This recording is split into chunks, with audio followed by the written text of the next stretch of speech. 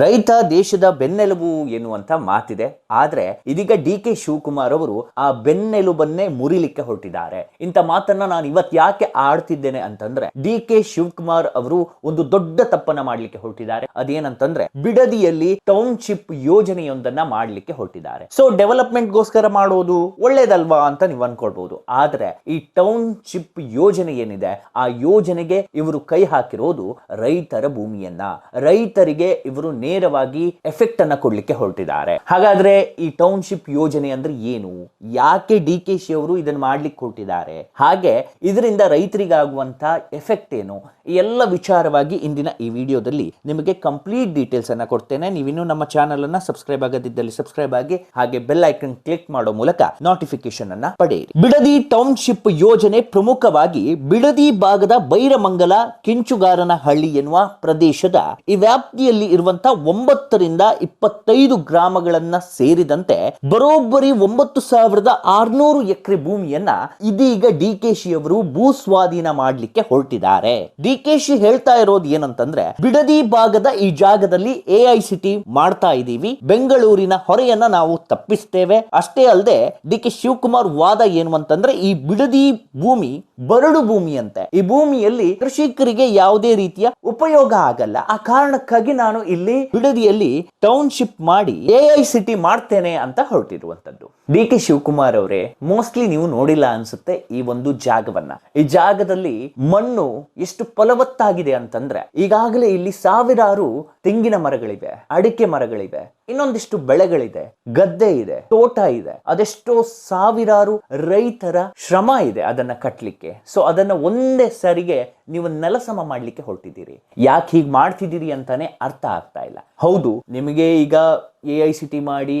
ಮತ್ತಷ್ಟು ಅಭಿವೃದ್ಧಿಗೊಂಡು ಡೆವಲಪ್ಮೆಂಟ್ಗೆ ಸಹಕಾರಿ ಆಗ್ಬಹುದು. ಆದ್ರೆ ಅದಕ್ಕೆ ರೈತರ ಭೂಮಿಗೆ ನೀವು ಹೊಡಿಬೇಕಂತಿಲ್ಲ ಅಲ್ಲ. ಯಾಕೆ ನೀವು ರೈತರ ಭೂಮಿಯನ್ನ ಕಸಿದುಕೊಳ್ಳುವಂತ ಕೆಲಸಕ್ಕೆ ಮುಂದಾಗ್ತೀರಿ? ಇನ್ನು ಈ ಯೋಜನೆಯ ಹಿನ್ನೆಲೆ ನೋಡಿದಾಗ ನಿಮ್ಗೆ ಶಾಕ್ ಆಗುತ್ತೆ. ಮೊದಲು ಈ ಯೋಜನೆ ಆರಂಭವಾಗಿದ್ದು ಕುಮಾರಸ್ವಾಮಿ ಅವರು ಮುಖ್ಯಮಂತ್ರಿ ಆಗಿದ್ದಾಗ ಸರಿಸುಮಾರು 2006-07 ಸಮಯದಲ್ಲಿ ಇಲ್ಲಿ 5 ಕಡೆಯಲ್ಲಿ ಟೌನ್ಶಿಪ್ ಮಾಡಬೇಕು ಅಂತ ಕುಮಾರಸ್ವಾಮಿ ಅವರು ಹೊರಟಿದ್ರು. ಆ ಸಂದರ್ಭದಲ್ಲಿ ರೈತರು ತೀವ್ರ ವಿರೋಧವನ್ನ ವ್ಯಕ್ತಪಡಿಸಿದ್ರು. ನಂತರ ಇದನ್ನ ಅರಿತಂತ ಕುಮಾರಸ್ವಾಮಿ ಅವರು ಈ ಒಂದು ರೈತರ ಜಾಗ ಏನಿದೆ ಬಿಡದಿಯಲ್ಲಿ ಅದನ್ನ ರೆಡ್ ಝೋನ್ ವ್ಯಾಪ್ತಿಗೆ ತಂದು ಬಿಡ್ತಾರೆ. ಸೊ ರೆಡ್ ಝೋನ್ ವ್ಯಾಪ್ತಿಗೆ ಬಂದಾಗ ಇಲ್ಲಿ ಯಾವುದೇ ಕಮರ್ಷಿಯಲ್ ಆಕ್ಟಿವಿಟೀಸ್ ಆಗಬಾರ್ದು, ಇದು ಕೇವಲ ರೈತರಿಗೋಸ್ಕರನೇ ಇರೋದು, ರೈತರು ಮಾತ್ರ ಇದನ್ನು ಉಪಯೋಗಿಸಿಕೊಳ್ಬೇಕು ಅನ್ನುವಂತಹ ಒಂದು ನಿರ್ಣಯಕ್ಕೆ ಬರ್ತಾರೆ. ಅಲ್ಲಿಂದ ಇದು ಕಂಪ್ಲೀಟ್ ಕೃಷಿ ಜಾಗವಾಗಿ ಬದಲಾಗುತ್ತೆ. ಇದೀಗ ಮತ್ತೆ ಈ ಯೋಜನೆಯನ್ನ ವಾಪಸ್ ಸ್ಟಾರ್ಟ್ ಮಾಡ್ಲಿಕ್ಕೆ ಡಿ.ಕೆ. ಶಿ ಅವರು ಹೊರಟಿರುವಂತದ್ದು. ಕಾಂಗ್ರೆಸ್ ಸರ್ಕಾರ, ರಾಜ್ಯ ಕಾಂಗ್ರೆಸ್ ಸರ್ಕಾರ ಈಗ ಹೊರಟಿರುವಂತದ್ದು. ರೈತರ ವಿರೋಧ ಬಂದ್ರೂ ಕೂಡ ಡಿ.ಕೆ. ಶಿ ಅವರು ಇದಕ್ಕೆ ಕ್ಯಾರೆ ಅಂತಿಲ್ಲ. ಸಚಿವ ಸಂಪುಟದಲ್ಲಿ ಇದಕ್ಕೆ ಒಪ್ಪಿಗೆಯನ್ನು ಪಡ್ಕೊಂಡಾಗಿದೆ. 18,000 ಕೋಟಿಯನ್ನ ಈ ಒಂದು ಪ್ರಾಜೆಕ್ಟ್ಗೆ ಈಗಾಗಲೇ ವಿನಿಯೋಗ ಮಾಡಿ ಆಗಿದೆ. 9,000 ಎಕರೆ ಭೂಮಿಯನ್ನ ವಶ ಪಡಿತೇವೆ ಅಂತ ಡಿ.ಕೆ. ಶಿ ಅವರು ಪಟ್ಟು ಹಿಡಿದು ಕೂತಿದ್ದಾರೆ. ಇವತ್ತು ಬಿಡದಿ ಜನ ಇದಕ್ಕೆ ತೀವ್ರ ವಿರೋಧವನ್ನು ವ್ಯಕ್ತಪಡಿಸ್ತಾ ಇದ್ದಾರೆ. ಅದಕ್ಕೆ ಡಿ.ಕೆ. ಶಿವಕುಮಾರ್ ಅವರು ರೈತರ ಜೊತೆ ಸಭೆ ನಡೆಸಿದ್ದೇನೆ, ನಾನು 80% ರೈತರ ಸಹಿ ಸಿಕ್ಕಿದೆ ನನಗೆ ಅಂತ ವಾದ ಮಾಡ್ತಾ ಇದ್ದಾರೆ. ಅಷ್ಟೇ ಅಲ್ಲದೆ ರೈತರು ಏನೇ ಹೇಳಿದ್ರು ನಾನು ಕೇಳಲ್ಲ, 10-15 ದಿನಗಳಲ್ಲಿ ಈ ಒಂದು ಪ್ರಾಜೆಕ್ಟ್ ಅನ್ನ ನಾನು ತಂದೆ ತರ್ತೇನೆ, ಆ ಭೂಮಿಯನ್ನ ನಾವು ಸ್ವಾಧೀನ ಮಾಡಿಯೇ ಮಾಡ್ತೇವೆ ಅನ್ನುವಂತ ಪಟ್ಟನ್ನು ಹಿಡಿದಿದ್ದಾರೆ. ರೈತರಿಗೆ ಎಕರೆಗೆ 2 ಕೋಟಿ ಕೊಡ್ತೇವೆ, ಹಾಗೆ ಅವರಿಗೆ ಅಲ್ಟರ್ನೇಟಿವ್ ಸೈಟ್ ಕೊಡ್ತೇವೆ. ಜನ ಒಪ್ಪಿಗೆ ಕೊಟ್ಟಿಲ್ಲ ಅಂತಂದ್ರೆ ನಾವು ಕೋರ್ಟ್ ಅಲ್ಲಿ ಹಣವನ್ನ ಡೆಪಾಸಿಟ್ ಮಾಡ್ತೇವೆ, ರೈತರು ಆ ಹಣ ಬೇಕಾದ್ರೆ ಕೋರ್ಟ್ ಅಲ್ಲಿ ತೆಗೆದುಕೊಳ್ಬೇಕು, ಫೈಟ್ ಮಾಡಿ ಅಂತ ಹೇಳ್ತಿದ್ದಾರೆ. ಸೊ ಒಟ್ಟಾರೆ ನಿಮ್ಗೆ ಈ ಒಂದು ಜಾಗ ಬೇಕು, ಅದಕ್ಕೆ ಕಣ್ಣ ಹಾಕಿ ಆಗಿದೆ, ನೀವು ಅದನ್ನ ಪಡ್ಕೊಳ್ತೀರಿ ಅನ್ನುವಂತ ಪಟ್ಟನ್ನು ಹಿಡಿದು ಕೂತಂತೆ ಕಾಣ್ತಾ ಇದೆ. ಅಷ್ಟೇ ಅಲ್ಲದೆ ಒಂದು ಮಾಧ್ಯಮ ಹೇಳಿಕೆಯನ್ನ ಕೊಡ್ತಾರೆ ಡಿ.ಕೆ. ಶಿವಕುಮಾರ್ ಅವರು. ರೈತರು 2 ಕಲ್ಲು ಹೊಡಿಬಹುದು, ಹೊಡಿಲಿ ಬಿಡಿ, ತೊಂದರೆ ಇಲ್ಲ. 1-2 ದಿವಸ ಪ್ರತಿಭಟನೆ ಮಾಡಬಹುದು, ಮಾಡ್ಲಿ ಬಿಡಿ, ತೊಂದರೆ ಇಲ್ಲ. ನಾನು ಮಾಡೋದೇ ನಾನು ಮಾಡಿಯೇ ಸಿದ್ಧ ಅಂತ. ಸೊ ಡಿ.ಕೆ. ಶಿವಕುಮಾರ್ ಅವರೇ, ರೈತರನ್ನ ವಿರೋಧ ಮಾಡಿ ನೀವು ಈ ಯೋಜನೆಯನ್ನ ತರಲಿಕ್ಕೆ ಆಗ್ತದೆ ಅನ್ಕೊಂಡಿದ್ರೆ ಅದು ನಿಮ್ಮ ಭ್ರಮೆ. ಯಾಕಂತಂದ್ರೆ ರೈತರ ಭೂಮಿಯನ್ನ ನೀವು ಕಬ್ಜಾ ಮಾಡ್ಲಿಕ್ಕೆ ಹೊರಟಿದ್ದೀರಿ. ಅದಕ್ಕೆ ನೀವು ಪರಿಹಾರ ಕೊಡ್ಬೋದು, ಏನೇ ಕೊಡ್ಬೋದು, ಆದ್ರೆ ಆ ಭೂಮಿಯನ್ನ ವಾಪಸ್ ಕೊಡ್ಲಿಕ್ಕೆ ಆಗೋದಿಲ್ಲ ನಿಮ್ಮ ಹತ್ರ. ಅಷ್ಟೇ ಸಂಪತ್ತು ಭರಿತ ಭೂಮಿಯನ್ನ ನಿಮ್ಮ ಹತ್ರ ವಾಪಸ್ ಕೊಡ್ಲಿಕ್ಕೆ ಆಗೋದಿಲ್ಲ.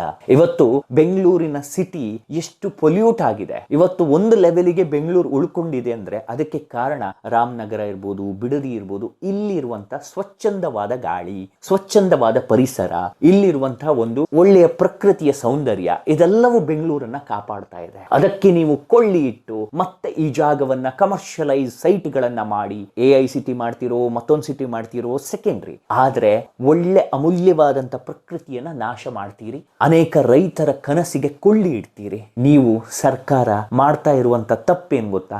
ರೈತರ ಕಷ್ಟಕ್ಕೆ ನೀವು ಆಗಬೇಕೆ ಹೊರತು ರೈತರ ಜಮೀನನ್ನ ಸ್ವಾಧೀನ ಮಾಡಿಕೊಂಡು ಡೆವಲಪ್ಮೆಂಟ್ ಅನ್ನೋ ಹೆಸರಲ್ಲಿ ನಿಮ್ಮ ಬೇಳೆ ಬೇಯಿಸ್ಕೊಳ್ಳೋದು ನಿಜವಾಗಿಯೂ ತಪ್ಪು. ಹಿಂದೆ ಬೇಕಾಬಿಟ್ಟಿ ಯಾರ್ಯಾರು ಅಧಿಕಾರ ಮಾಡಿದ್ದಾರೆ ಅವರ ಪರಿಸ್ಥಿತಿ ಇವತ್ತು ರಾಜ್ಯದಲ್ಲಿ ಏನಾಗಿದೆ ಅನ್ನೋದು ನಿಮ್ಮ ಕಣ್ಮುಂದೆನೇ ಇದೆ. ಯಾವತ್ತು ಒಬ್ಬ ರಾಜಕಾರಣಿ ಡಿಸಿಷನ್ ಮೇಕಿಂಗ್ ನಲ್ಲಿ ಪರ್ಫೆಕ್ಟ್ ಆಗಿರ್ಬೇಕು. ಆ ಡಿಸಿಷನ್ ಇಂದ ಎಷ್ಟು ಎಫೆಕ್ಟ್ ಆಗುತ್ತೆ, ಎಷ್ಟು ಕುಟುಂಬಗಳಿಗೆ ಎಫೆಕ್ಟ್ ಆಗುತ್ತೆ, ಅದ್ರ ಬಗ್ಗೆ ನಿಮಗೆ ಅರಿವಿರ್ಬೇಕು. ಅದಿದ್ದ ಹಾಗೆ ಕಾಣಿಸ್ತಾ ಇಲ್ಲ. ಆ ಕಾರಣಕ್ಕಾಗಿಯೇ ಈ ಒಂದು ಯೋಜನೆಗೆ ನೀವು ಕೈ ಹಾಕಿದ್ದೀರಿ, ಕೈ ಸುಟ್ಕೊಳ್ತೀರಿ. ಜನ ಪ್ರತಿಭಟನೆ ಮಾಡ್ತಾರೆ, ವಿರೋಧ ವ್ಯಕ್ತಪಡಿಸ್ತಾರೆ. ಸರ್ಕಾರಕ್ಕೂ ಇದು ದೊಡ್ಡ ಮುಖಭಂಗ ಆಗಿಯೇ ಆಗತ್ತೆ. ಅಲ್ಲಿ ಟೌನ್ಶಿಪ್ ಯೋಜನೆ ಏನಿದೆ ಅದು ಮಾಡ್ಲಿಕ್ಕೆ ಸಾಧ್ಯ ಇಲ್ಲ. ನೀವು ಎಷ್ಟೇ ಗೋಗಡಿದ್ರು ಆಗೋದಿಲ್ಲ. ನೀವು ಒಂದು ವೇಳೆ ಬಲವಂತವಾಗಿ ಮಾಡಿದ್ರಿ ಅಂತಂದ್ರೆ ಮುಂದೊಂದು ದಿನ ಇದರ ಎಫೆಕ್ಟ್ ಅನ್ನ ನೀವು ಅನುಭವಿಸ್ತೀರಿ. ಮುಂದೆ ಕಾಂಗ್ರೆಸ್ಗೆ ಮತ್ತೆ ಸೋಲಾಗುತ್ತೆ.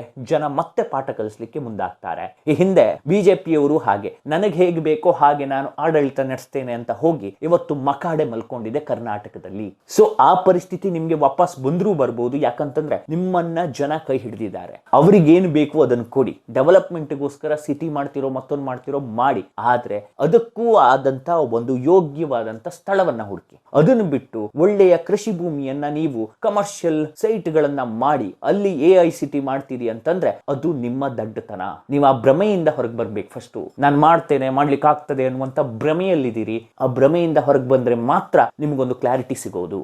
ಒಂದೊಮ್ಮೆ ಬಿಡದಿಗೆ ಹೋಗಿ ನೋಡಿ, ಅಲ್ಲಿನ ರೈತರ ಪರಿಸ್ಥಿತಿ ನೋಡಿ. ಒಳ್ಳೆ ರೀತಿಯಲ್ಲಿ ಕೃಷಿಯನ್ನ ಮಾಡಿಕೊಂಡು ಅವರ ಜೀವನವನ್ನ ಅವರು ಕಟ್ಕೊಂಡಿದ್ದಾರೆ. ಅದಕ್ಕೆ ಕೊಳ್ಳಿ ಇಡೋ ಪ್ರಯತ್ನವನ್ನ ಮಾಡಬೇಡಿ. DK ಶಿ ಅವರೇ, ನಿಮಗೆ ಅವಕಾಶ ಇದೆ. ಮುಂದೆ CM ಆಗ್ಬೇಕು ಅಂತ ಇರೋರು ಆ ಕನಸು ಕನಸಾಗಿ ಉಳಿಯುತ್ತೆ. ಈ ಯೋಜನೆಯನ್ನ ಮಾಡಿ ನೀವಲ್ಲಿ AICT ಯನ್ನ ಮಾಡ್ಲಿಕ್ಕೆ ಹೊರಟ್ರೆ ನಿಮ್ಮ CM ಕನಸು ಏನಿದೆ ಅದು ಕೇವಲ ಕನಸಾಗಿ ಉಳಿಯುತ್ತೆ.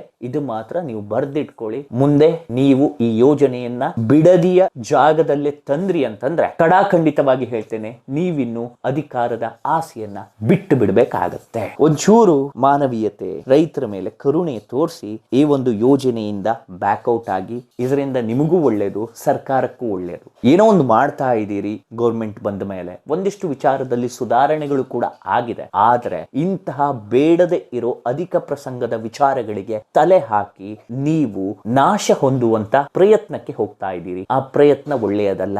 ಸರ್ಕಾರಕ್ಕೆ ಇದು ದೊಡ್ಡ ಎಫೆಕ್ಟ್ ಆಗುತ್ತೆ. ಇದು ದೊಡ್ಡ ಮಟ್ಟದ ಪ್ರತಿಭಟನೆ ಆಗುತ್ತೆ. ಕರ್ನಾಟಕ ರಾಜ್ಯದಲ್ಲಿ ವಿರೋಧ ಪಕ್ಷ ಇದೆಯಾ ಅನ್ನುವಂತ ಕ್ವಶನ್ ಮಾರ್ಕ್ ಮೂಡುತ್ತೆ ಈ ಸಂದರ್ಭದಲ್ಲಿ. ಯಾಕಂತಂದ್ರೆ ಇದಕ್ಕೆ ವಿರೋಧ ವ್ಯಕ್ತಪಡಿಸುವಂತ ಒಂದಿಷ್ಟು ಆಲೋಚನೆಗೂ ಕೂಡ ಬಂದ ಹಾಗೆ ಬಿಜೆಪಿ ನಾಯಕರು ಕಾಣ್ತಾ ಇಲ್ಲ. ಇದಕ್ಕೆ ವಿರೋಧ ವ್ಯಕ್ತಪಡಿಸ್ತಿರೋದು ಇಬ್ಬರೇ, ಒಂದು ಕುಮಾರಸ್ವಾಮಿ ಹಾಗೆ ಕುಮಾರಸ್ವಾಮಿ ಅವರ ಮಗ. ಸೊ ಇವರಿಬ್ರು ಮಾತ್ರ ಇನಿಷಿಯೇಟಿವ್ ತಗೊಳ್ತಿದ್ದಾರೆ. ಹಾಗಾದ್ರೆ ಇಲ್ಲಿರೋ ಬಿಜೆಪಿ ನಾಯಕರು ಏನು ಸತ್ತಿದಾರ? ಇಷ್ಟು ಕಾಮನ್ ಸೆನ್ಸ್ ಇಲ್ವಾ ಇವರಿಗೆ? ಈ ವಿಚಾರವನ್ನ ನೀವು ಮುನ್ನೆಲೆಗೆ ತರಬೇಕು.